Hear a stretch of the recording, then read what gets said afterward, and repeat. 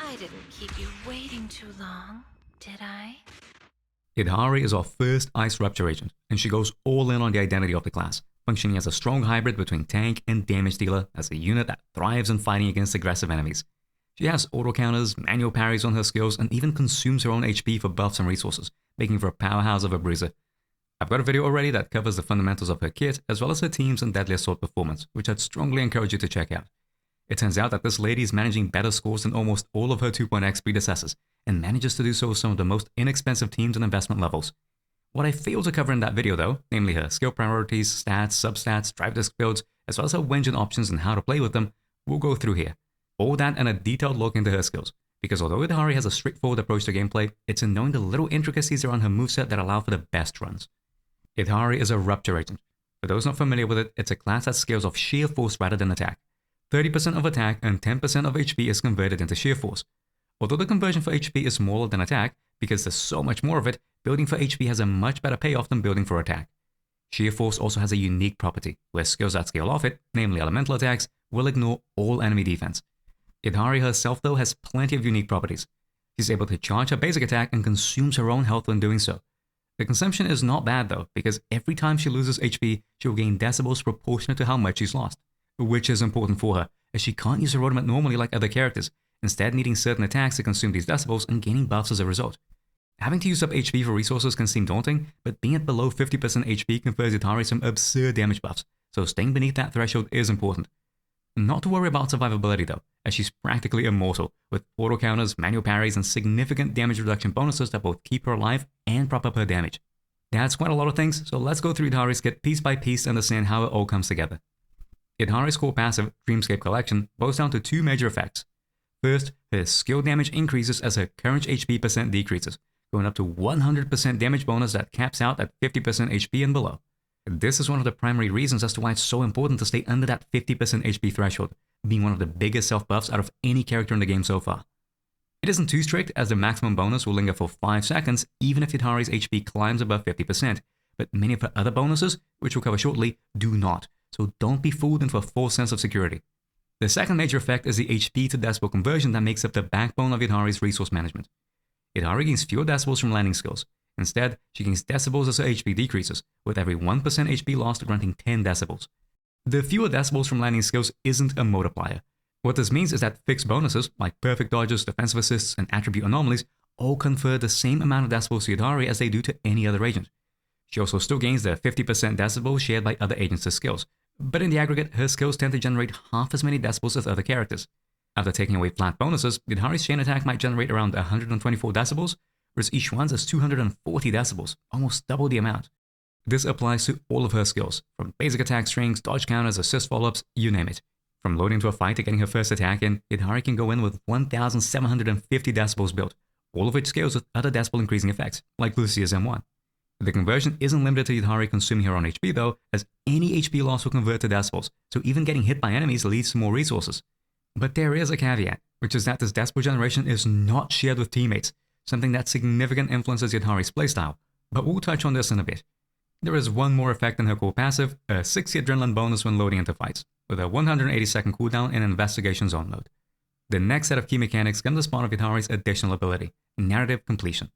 This is active when another character in the squad is of the stun or support role, and like with the core passive, provides stat bonuses when Yidhari is under 50% HP, manifesting as a 30% increase to crit damage and a 25% reduction in damage taken. Unlike the core passive bonuses, however, this does not linger for any amount of time. The exact moment that Yidhari's HP goes above 50%, it's gone, making it really important to avoid recovering too much HP, especially in stun combos and before critical burst skills. Another bonus that the additional ability provides is that when Yidhari is within Ether via Wellspring, the last hit of her level 3 charge basic attack or Enhance DX special will summon an icy tentacle to attack enemies with a 12-second cooldown.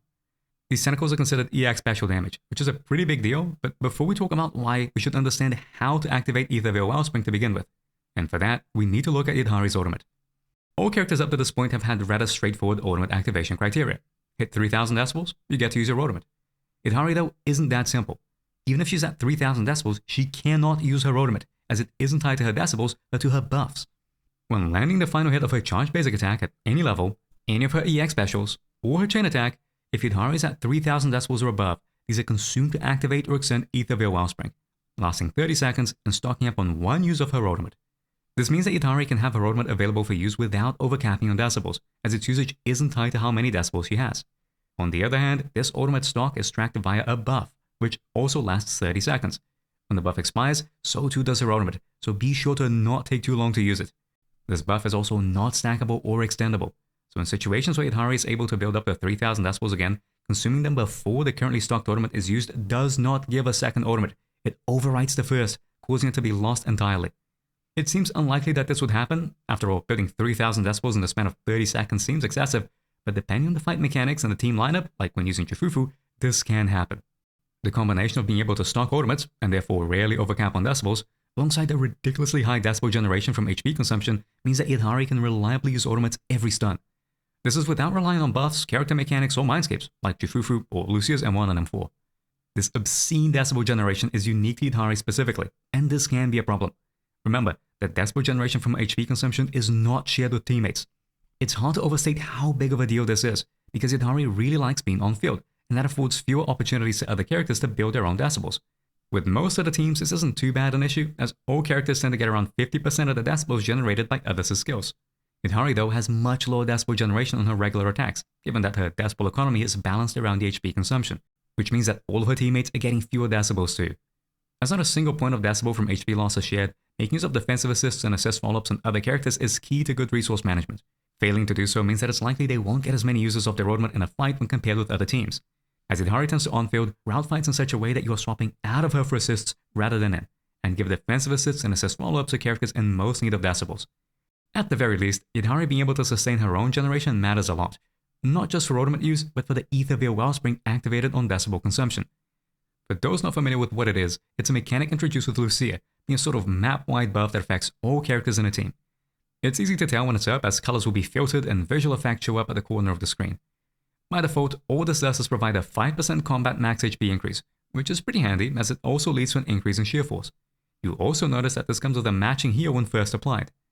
This heal does not happen when refreshing Aether Veil Wellspring, but this is because it's proportionate to the character's current HP. Characters get a much lower heal at low HP than at high HP. Since it's proportionate, this means the heal doesn't actually do anything for Yidhari. If she's at 25% HP before the 5% max HP increase is applied, then she'll be at 25% HP after it too. The heal does not translate to more HP to drain for decibels. As Yidhari's resource generation is tied to the percentage of her HP that is drained rather than absolute values, she isn't getting anything more to drain. And when Aether Veil Wellspring expires, that heal bestowed on activation comes to collect its debt, and current HP lowers as a result. Because the HP bonus from Aether Veil Wellspring maintains her current HP percent level, its expiry does not translate into more decibels for her. There is no HP percent loss, just absolute HP loss. All this is to say there's absolutely no benefit to dropping and reapplying Aether Veil. Refreshing it and preventing downtime is always going to be the ideal approach. Although to be fair, it's not like Yidhari has much control over when that happens, as it's just not possible for her to maintain 100% uptime of it without assistance, like from Lucia. But if the changes in HP don't matter outside of sheer force, why then is it important that Yidhari is able to routinely activate Aether Veil Wellspring? In case you forgot, it's mandatory for the Tentacles from her additional ability, and although their individual damage is low, their presence does help a fair bit. These Tentacles have multiple properties worth knowing, namely that they are 1. A separate instance of damage from their triggers, 2. Finishes, which means they can kill enemies, and 3. Considered as projectile hits with a detached hitbox. Being a separate instance of damage is very useful for applying effects, like Yunqui Tails. Landing Yidhari's enhanced EX special and then getting the Tentacles with it isn't just one stack, but 2, one from the skill and another from the Tentacles. These count not just as EX special hits, but as a launching an EX special, so it meets a criteria for Wengeance like Puzzle Sphere. This property is what makes Yidhari a lot easier to build for than other characters. It allows for both fast build-up and full uptime of Yunqui Tails, while also making Puzzle Sphere an accessible, free-to-play weapon option for her. The fact that these tentacles are both finishers and projectiles is also a really useful combination, especially as finishers are used as cues for other characters' attacks, like Lucia's Aftershock. It can be a problem when characters don't land finishes for extended periods, like with Manito's Assist follow-up, as that can lead to buffs dropping halfway through combos. A common situation you might find yourself in with Yidhari is that Dreamer's Nursery Rhyme is about to run out mid-combo, like after swapping out of her Enhanced DX special. Even if you are not on Lucia, her Aftershocks are only triggered when an active character's attack hits an enemy. As Yidhari is not active, the final hits of her Enhanced DX special won't lead to Aftershocks.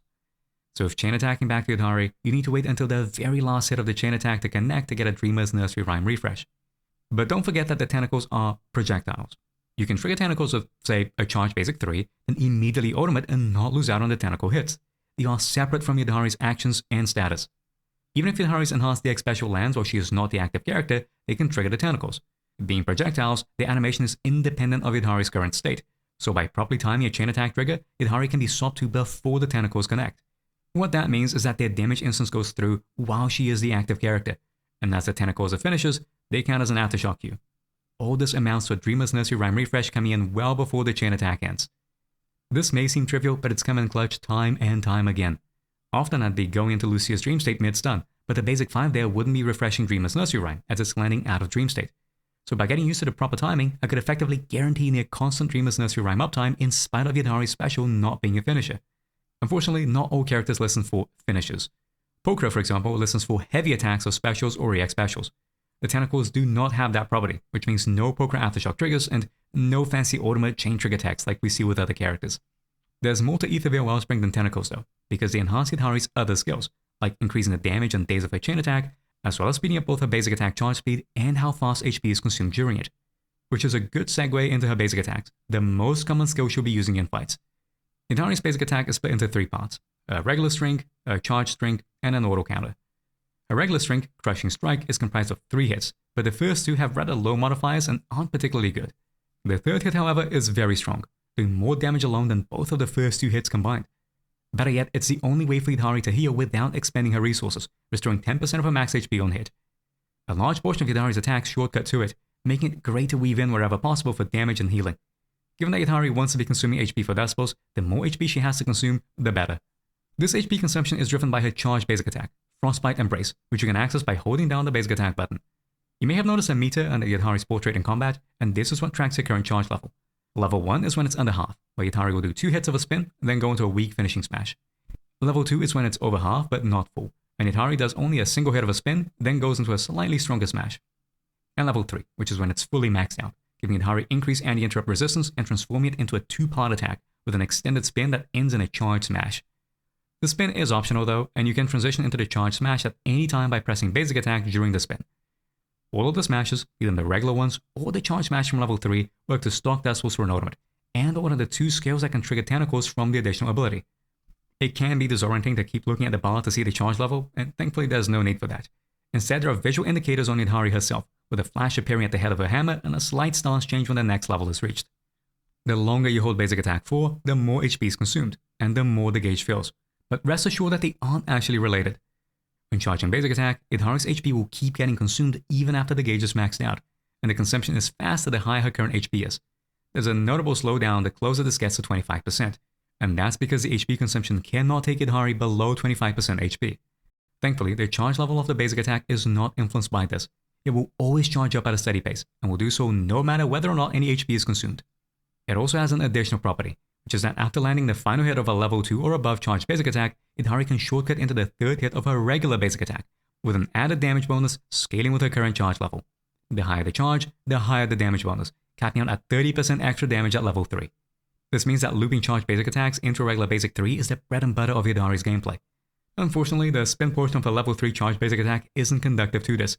Its damage and resource build values aren't as good as a charge smash, and since it takes so long to execute, that means fewer uses of her regular basic 3, meaning less damage, less healing, and fewer decibels.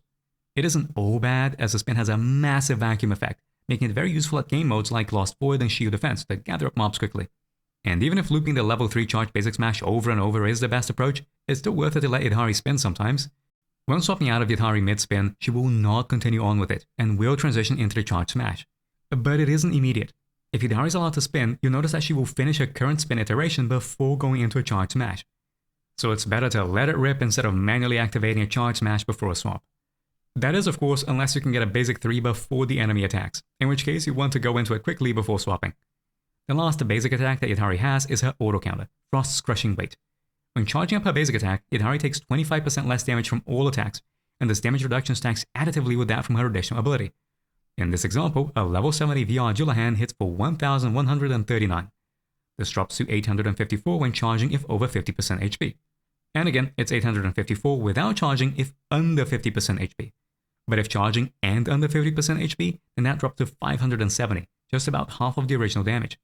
In practice, this makes Yidhari functionally immortal in fights.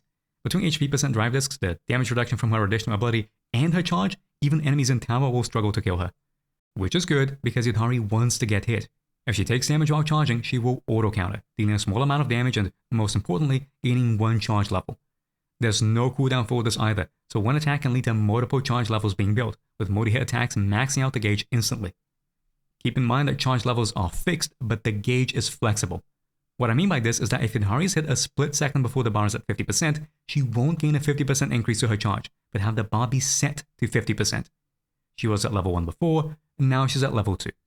On the other hand, if she gets hit right after the bar crosses the 50% threshold, it'll immediately max it out. She was level 2, now she's at level 3. This does matter in combat because getting hit when near a threshold leads to a slight amount of hit stop, which can sometimes be slower than if Yidhari wasn't hit, despite it giving a free charge level. So be mindful of these charge thresholds when an enemy is attacking, because it might just be better to use Yidhari's manual parry instead of the auto counter, her alternate special move. This alternate special is referred to in the description of her basic attack, which says that while Frost's Crushing Weight is active, pressing special or EX special makes Yidhari unleash a special attack Surging Code Crushing Pursuit that is guaranteed to trigger Surging Code. There's a lot of words and terms there, so let's break it down. Special attack Surging Code Crushing Pursuit is one of Yidhari's special moves, of which she has 2. The first is her regular special, Seize Thoughts, and it can only be used while Yidhari is under 60 adrenaline. It has terrible range and terrible damage, and is rarely worth using. Her alternate special is Surging Code Crushing Pursuit. When Yidhari is charging or spinning as part of her charge basic attack, pressing special, even if she's at over 60 adrenaline, will lead to this attack. She can also get this by pressing dodge while holding down basic attack. If we go back to Frost's Crushing Weight description, it mentions that pressing special or EX special will lead to this attack and, critically, is guaranteed to trigger Surging Code. This Surging Code refers to one of the 3 branching paths that the skill can take. Surging Code Crushing Pursuit, so both names together, which is the default version of the alternate special. Surging Code, only the first name, which is a variant triggered after the auto counter or when manually parrying with the alternate special. And Crushing Pursuit, only the second name, which is a variant triggered when using the alternate special with over 60 adrenaline on the stunned enemy. All versions have the same damage, daze, anomaly, and decibel values, none of which are particularly good, but each path has unique properties tied to it. Surging Code can be used as part of Frost's Crushing Weight, so if it's used after the auto counter damages enemies, or as a manual parry by timing the skill to land as enemies attack. It will instantly max out Yidhari's gauge and immediately shortcut to the charge smash, which can then be followed with a basic 3 that inherits his charge level, meaning he gets the full 30% damage bonus. If at below level 2 charge, it's more performative to not rely on the auto counter, as that just animation locks Yidhari for far too long. Just max out the gauge straight away by manually parrying with the alternate special and go right into a charge smash. That is, unless the enemy is doing a multi-hit attack, then it's all good. If at above level 2 charge though, then it's better to just let Yidhari get hit and gain a charge level that way, as this alternate special can be quite slow for the damage it does. Not like this is something that you have to care about all that often, as if Yidhari has more than 60 adrenaline, it won't lead to a charge smash, but to her enhance the X special instead. Crushing Pursuit is similar, also instantly maxing out Yidhari's gauge, but it's only doable on stunned enemies and always shortcuts to the enhance the X special, as it can only ever be done when at over 60 adrenaline. This enhance the X special is a pretty big deal. Like with her specials, Yidhari has 2 EX special variants, with one being far better than the other. Her regular EX special, Frost Coil, is okay. It heals Yidhari for 33% of her missing HP, not max HP, so it is less effective the more health she has. It costs 60 adrenaline and has decent values for damage, daze, anomaly, and decibels, at least for Rupture Agent, but it pales in comparison to the Enhanced EX special, Glacial Crush. It can only be accessed after Surging Code or Crushing Pursuit, but its stats are mind-boggling. Her regular EX special, just over 1000% in damage multiplier. Her Enhanced EX special, over 2000 damage multiplier and with a daze build value of over 1000%. Remember, Rupture Agent, so that's with all defense being ignored. When it's used after Surging Code, the parry variant, it refunds 15 adrenaline, so out of stun it has an effective cost of 45 adrenaline, not 60. Like with her regular EX special, this also heals her for 33% of her missing HP, but after its final hit, it shortcuts to a level 3 charge smash, which itself will lead to a basic 3. Another key difference is that it both stocks Decibels for an ultimate and triggers the additional ability Tentacles, which if you remember, can lead to 2 Yunku tail stacks with 1 skill. Even though most of the time you spend on Yidhari will be looping level 3 charge smashes into basic 3s, the bulk of Yidhari's damage in a fight is likely to come from her EX specials instead. It's just that strong. Keep in mind that the branching paths, or variants, of her alternate special do matter here. The enhanced EX special will not refund adrenaline when used after Crushing Pursuit, the stun hit variant. And getting the standard version of the alternate special does not lead into the enhanced EX special, even if they're at level 3 charge. In fact, it only shortcuts to the last hit of its current charge and not a charge smash, as it won't max out the gauge like its variants are capable of. Although if Yidhari's already at a level 3 charge, it will still shortcut, so it's not too punishing if you try to get a parry at max gauge but messed up. There's also a property of the alternate special, or rather a lack of one, that's important to be aware of. Namely that it isn't a heavy attack, and nor is it a finisher. We've already covered finishers when talking about the additional abilities Tentacles, and unfortunately not having this property can be problematic. Maybe the enemy has a sliver of health left, or is camped out on anomaly, and the alternate special would kill them, but because it's not a finisher, it doesn't. Imagine being in shield defense but the timer runs for 4 seconds longer than it should, because the enemy didn't die when they hit 0 HP. The more common issue though is that it means that Lucia's aftershocks will not activate on the attack, even if used as a successful parry, leading to moments where Dreamer's nursery rhyme can expire halfway through. Since it's not a heavy attack either, it means that Poker's aftershocks cannot be triggered by it, and given Yidhari's often at above 60 adrenaline, she is unlikely to be able to use her regular special to prompt Poker to attack. So keep these lack of properties in mind when doing runs, with a watchful eye over buff timings. You want to avoid situations where it will drop halfway through an enhanced EX special or mid-sun combo. That is, of course, unless you can make use of the Tentacles finisher instead. The rest of Yidhari's skills are mostly unremarkable, but still worth going over. There is generally nothing redeemable about her dash attack, Frostbloom Impact. It has 4 values across the board and it shortcuts the basic 2, not 3, so it's never worth using. As for dodge counters, at least they can shortcut the basic 3, but in practice they end up being far worse than just getting hit. Their damage is okay, but don't forget that Yidhari's auto counters do damage enemies. It isn't much, but given it's instant and has a short cooldown, it can stack up on multi-hit attacks. Raw damage is trivial though, as what matters are the charge levels. A dodge counter does not inherit any charge if it, say, interrupts a level 3 spin. It's a full reset. As basic 3s only get their 30% damage bonus when there's a charge to inherit, and when they're linked after a charged basic smash, even the shortcut isn't all that useful. Whereas getting hit gives a free charge level increase, meaning faster loops of Yidhari's charged basic attacks into basic 3s and far more damage overall. Why dodge counter into basic 3 when an auto counter into a charged basic attack combo will do more damage and build more decibels? Heck, she's even locked out of dodging while charging up, leading to her alternate special instead. Remember, pressing dodge while holding down basic attack? Rather than it being not optimal to dodge, it's outright not possible most of the time. It isn't always bad, mind you, as some bosses, namely Wandering Hunter, do benefit from using dodge counters, but we'll cover the specifics on this later. In general play, it's rarely worth it, leading to both less damage and resource gain while being very awkward to use. Much of the same criticisms can be applied to Yidhari's assists. Both her quick assist and assist follow-up also transition into basic 3, which can be a good way to sneak in some extra healing and damage, but that's more of a consolation prize than something to shoot for. Like with dodge counter, the basic 3 isn't benefiting from the 30% damage bonus. Her quick assist damage is very poor, and while her assist follow-up isn't too bad, it still does less damage than a single level 3 charge smash, all the while giving no adrenaline gain whatsoever. There shouldn't be all that many moments where Yidhari isn't the active character, but in those cases, it's much more performative to just hard swap back to her and begin charging basic attacks and wait for an assist follow-up to return instead. Just let her go into charge smashes while swapping to other characters via defensive assists. Yidhari gets to do damage while building resources, and if swapping to a stunner, you get good days build on top. As covered before, Yidhari's low decibel generation outside of her HP conversion means that squad members are often lacking in decibels, so it's practically a necessity to spend assist points on others' defensive assists instead of her own. Chain attack by itself is rather unremarkable. It does decent damage given that Yidhari is a rupture agent, but it isn't particularly fast. When in Ether build Wellspring though, it's one of the upgraded skills, gaining some additional damage on days as tentacles slam down at enemies. Keep in mind that the tentacles from this are not the same tentacles as the one from the additional ability. They do not count as launching or landing hits with an EX special. Another important reminder is that chain attack is one of the skills that stocks an ultimate if Yidhari is at or above 3000 decibels. This is a big deal because, as mentioned before, ultimate will not stock unless Yidhari has done specific attacks. Most of the time, this ends up being very handy as the standard combo entails using ultimate right after chain attack. In situations where decibels build just in time, you won't be missing out on the ultimate cast.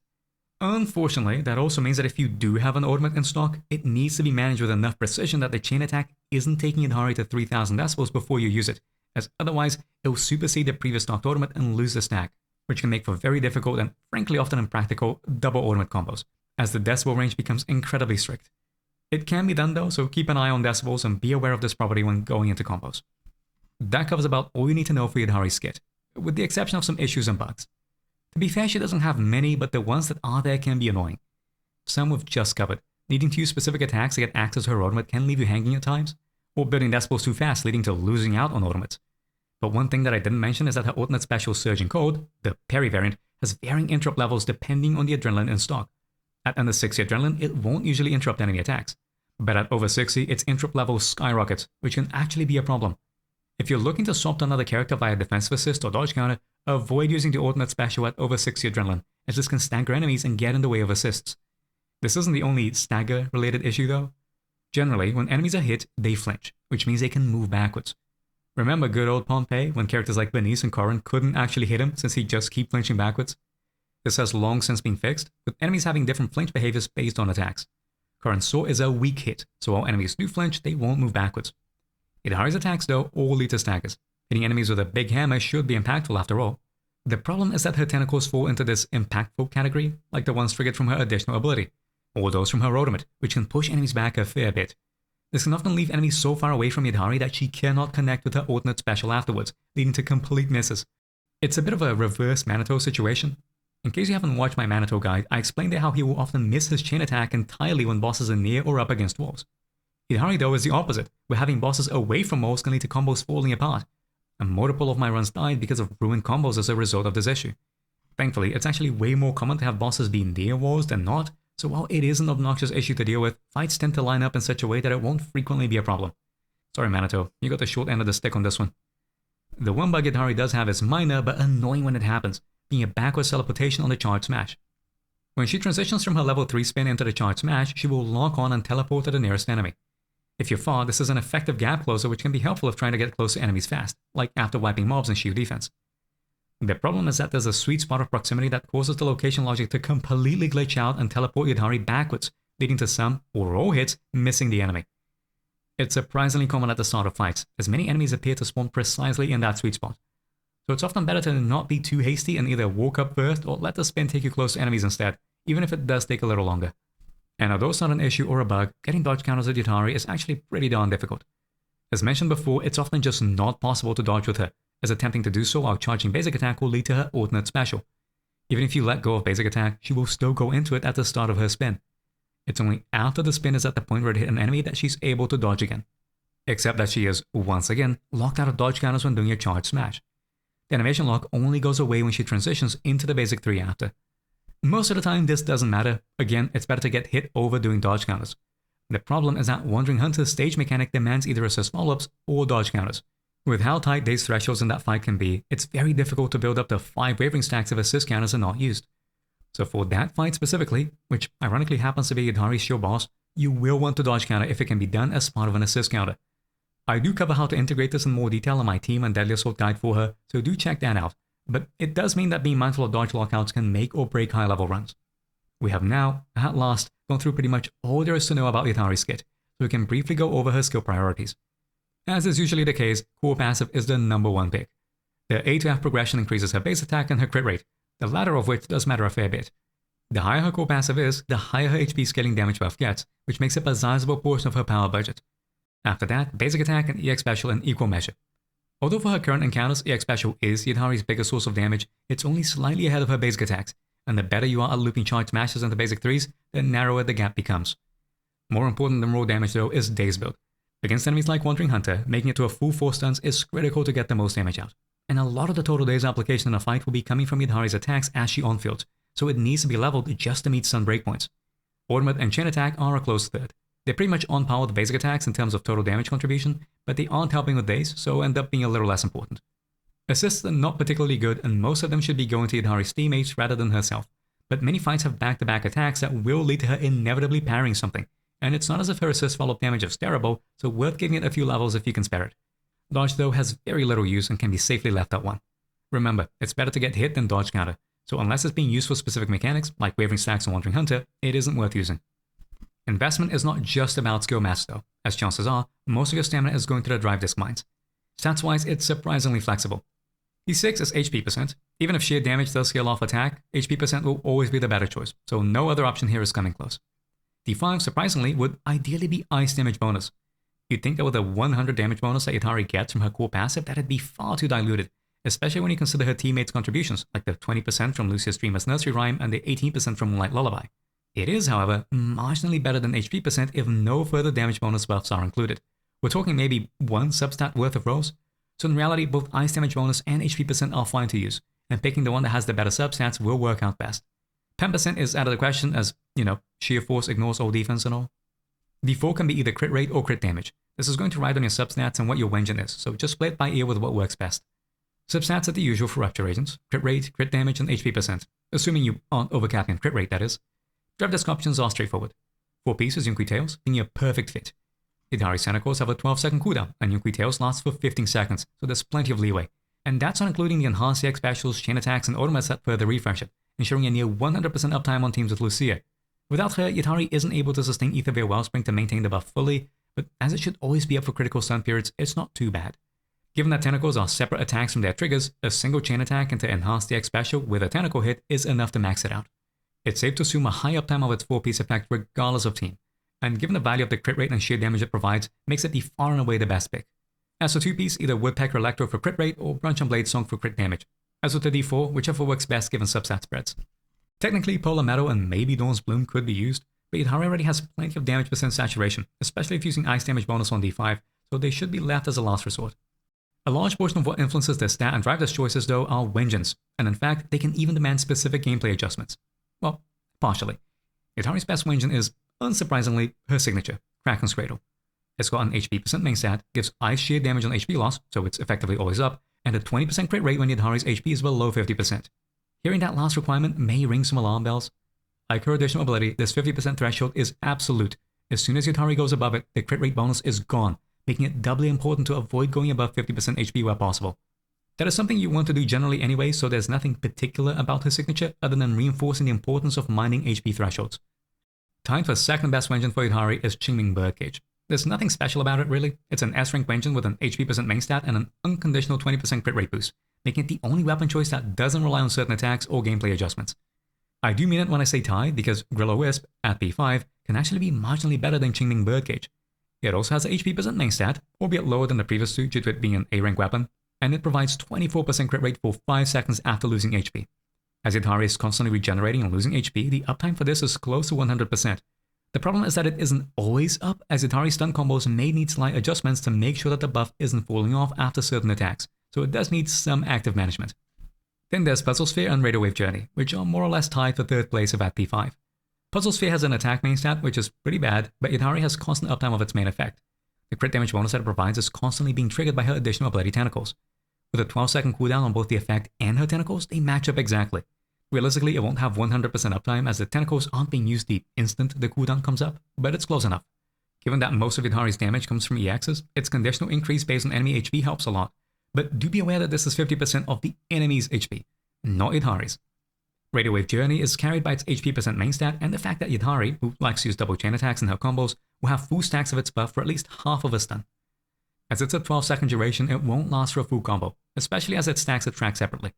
To be frank, given that nobody will have Radio Wave Journey at P5 by Yidhari's release, and even then it'd only be about as strong as Puzzle Sphere, it's not worth using over the other options. I did say Yidhari does double chain attacks in her combo, so we should go through that. Let's break down the standard combo from the start. The goal is to be as low HP on Yidhari as possible, as we don't want to go above 50% HP. This is where her EX special's healing being tied to Yidhari's missing HP is a blessing in disguise. If Yidhari were at 25% HP and she healed 33%, that'd take her up to 58% HP, well above the 50% threshold needed for her additional ability and signature vengeance. If she only heals her missing HP though, then if at 25% current HP, that will heal her by 24.75% of her maximum, leaving her at 49.75% HP, just a sliver under the required threshold. For this reason, it's recommended to stay on Yidhari before stun begins and be sure to charge up basic attack.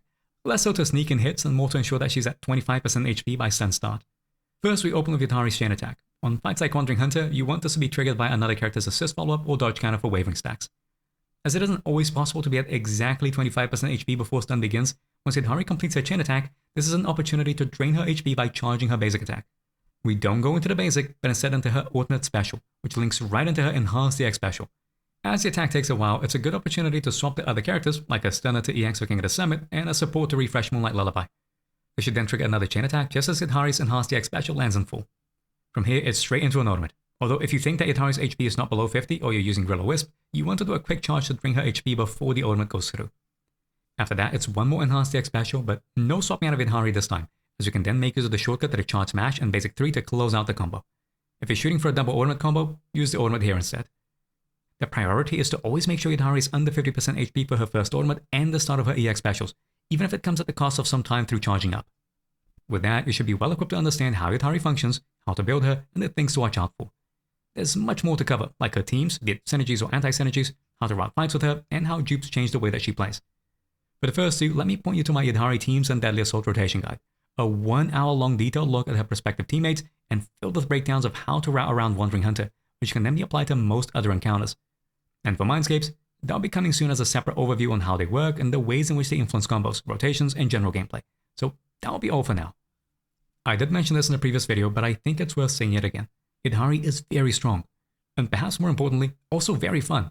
She's simple to pick up. Just loop charge smashes into basic 3s and check out Enhanced EX specials if resources allow for it.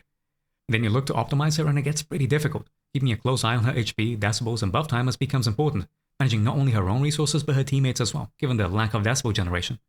It's no hyperbole when I say that her performance has been superior to most other 2.x releases so far, as one of the few agents that has been able to manage skills without needing expensive teams or vertical investment. Granted, Pinnacle is a ridiculous buff, but even with other shield buffs, she still performs. This is not necessarily a bonus as much as a requirement, as she's undeniably quite a skippable character. Manitou can do well enough on Wandering Hunter. Heck, going for M1 Lucia and seeing what Fanue's Wenjin has in store would be an equivalent quote-unquote cost and could lead to high scores. Many bosses now have 40% ice resistance as a not-so-subtle counter to Miyabi, and that limits Yidhari's utility outside of a few encounters. And the remaining Ice Weak bosses are better handled by a Miyabi team anyways, especially if Yuzuha is on the table. So it'd be disingenuous to claim she's a must-pull since it's quite the opposite. But if you do decide to go for her, as I have, then you might be pleasantly surprised by the extent of her strength and the depth of her gameplay. If you're interested in more detailed character guides, breakdowns of fundamental game mechanics, or just want to hear about niche tech, then why not like, share, subscribe, and ring the bell? I've got more videos coming. Thank you all for watching, and I'll see you next time.